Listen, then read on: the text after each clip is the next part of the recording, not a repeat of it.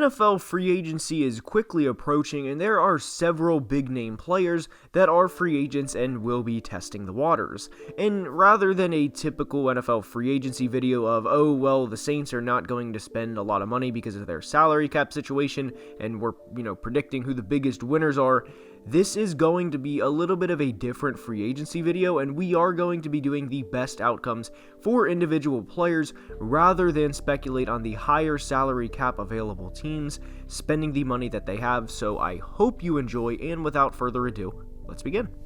And we are starting today's video with Chris Godwin of the Buccaneers. In his 5 years in Tampa, Godwin has routinely been productive, whether it was with Jameis Winston or over the past 2 years, the GOAT himself, Tom Brady, throwing him the football. Godwin has 2 1,000-yard years to his name, nearly 350 career receptions, and over 4,500 yards. He is without a doubt one of the premier free agents in this class, and he produced at the rate he did alongside Mike Evans, and with that came Evans inevitably taking away some of Godwin's numbers that he could have produced. Now, out of all of the free agents we will discuss today, I do think it makes the most sense for Chris to leave Tampa for a variety of reasons, but most notably the uncertainty at the quarterback position. Godwin is 26 years old and is entering the prime of his career, and not only will he want to be compensated as such, understandably so, but he will, at least you'd think, want to compete for championships year after year. And who Tampa brings in next could be a hard sell to Godwin. Do they go the veteran route and bring in, a variety of names like Mitch Trubisky, Teddy Bridgewater, or Marcus Mariota, or do they go for broke and try and trade up in the draft for a Malik Willis, Matt Corral, or Kenny Pickett? Of course, there is the Deshaun Watson possibility, but I do think Godwin will leave the Bucs to start a new chapter of his career. And a team that makes a lot of sense for Chris to go to is the Philadelphia Eagles. Chris grew up in Middletown, Delaware, which is a quick 1-hour trip up Interstate 95 to Lincoln Financial Field. It makes a ton of sense from both a football standpoint and a personal standpoint, and on top of it, Philly would not have to use a first-round draft pick on a receiver when they can get what we think would be better production from Chris Godwin for at least over the first 2 years of that player's said career than what we would see from their first-round rookie, and possibly even longer than the first 2 years. And out of all of the free agents, with a new quarterback coming to town and having spent half a decade there and won a Super Bowl, I think it makes too much sense for Chris to leave Tampa and go elsewhere. Philly is the top destination I have in mind for him, but I could also see him going somewhere like Chicago, who very well could end up throwing a lot of money at him to try and help out their young quarterback in Justin Fields. Now we go to Dallas to discuss tight end Dalton Schultz, and there's a lot of directions we can go here. With Chris Godwin, I feel like he's played his part in Tampa, and like with everything, all good things must come to an end. But with Dalton, there's 3 main directions here. The first is the most obvious, which is to return to Dallas and continue building on what he's done in the first few years of his career, which of course is highlighted by the last 2 years, in which he caught 141 passes for over 1,400 yards and 12 touchdowns during this time. Now, what is unfortunate for Dalton here is the financial part.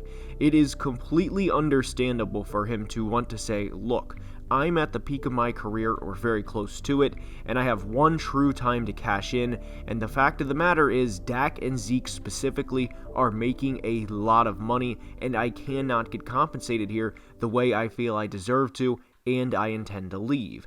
And you really can't blame Schultz for feeling that way. I mean, if you had a chance to make, we'll say $5 million for doing the exact same job that someone else will pay you $10 million for, why would you take less money? It's a business decision. The worst case scenario for Dalton, and I mentioned this in a Twitter space a couple of nights ago, is if he goes to Jacksonville, or the Jets will say, and they pay him to be a Mark Andrews, Travis Kelce, or George Kittle type player when he in fact is not that. Both of these teams have a considerable amount of cap space, and I could very much see Dalton essentially being the next Julius Thomas if he goes to one of these teams and is expected to be this big top 2 or 3 tight end in the league. For anyone who may not remember Julius, he was the tight end during the Peyton Manning peak Broncos days, had back-to-back 12-touchdown seasons and signed a 5-year, $46 million contract with the Jags in 2014 to try and help out the progression of young quarterback Blake Bortles, and not surprisingly, a 22-year-old rookie in Bortles could not feed him the rock like a 5-time league MVP and one of the best quarterbacks of all time could in Peyton Manning, and he flopped in Jacksonville and was out of the league by the time he was 30 years old. That is truly my biggest fear with Schultz, is chasing the immediate bag when the clear better option long-term for him would be to sign with a team like the Los Angeles Chargers, who have a good chance to compete for a Super Bowl, and before their quarterback gets paid his 40 or 45 plus million per year in Justin Herbert. I absolutely love the fit of Schultz going to LA, and I do hope it happens.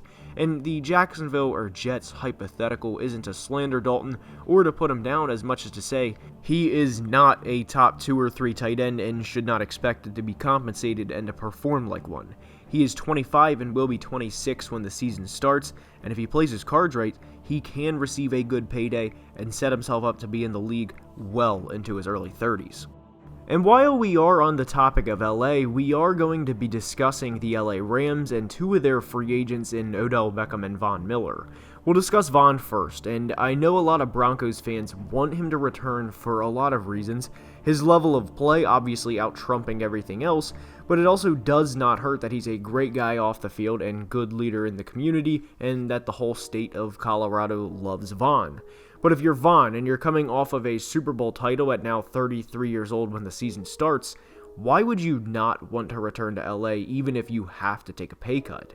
Is there a better situation for Von right now to be in than play next to, and I'm not getting into rankings here or debates, but a future Hall of Fame defensive tackle in Aaron Donald, who is still in the prime of his career? And sure, Aaron probably will not have another 20-sack season, as that was truly insane, but his level of play now is what most defensive tackles can ever hope to achieve.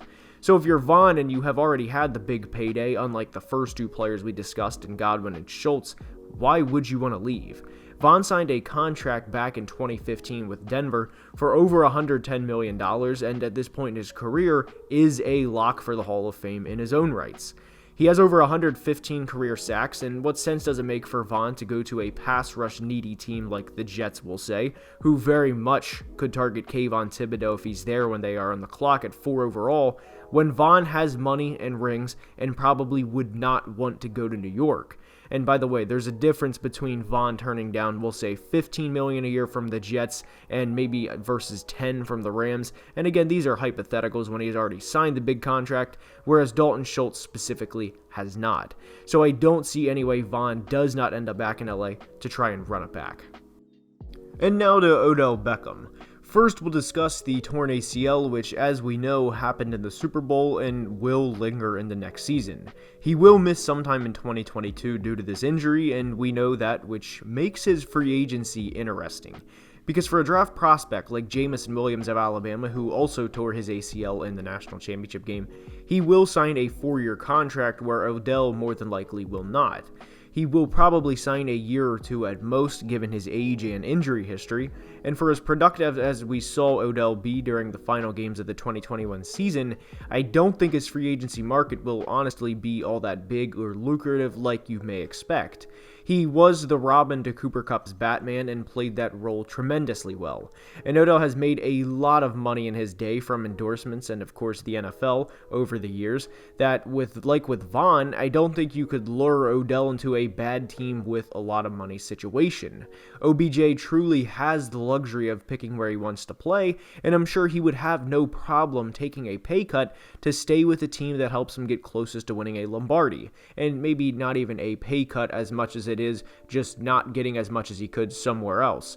And quite honestly, I would be shocked if Odell does not return to the Rams for at least this year and try and run it back with the gang.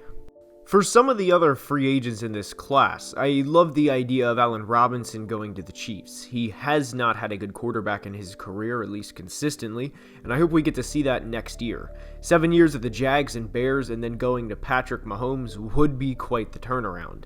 And Stephon Gilmore, after playing in Carolina, well, simply put, I'd be very surprised if he returns, and I do think, like a lot of other veterans, he will take a discount in ring chase, given he is getting near the end of his career.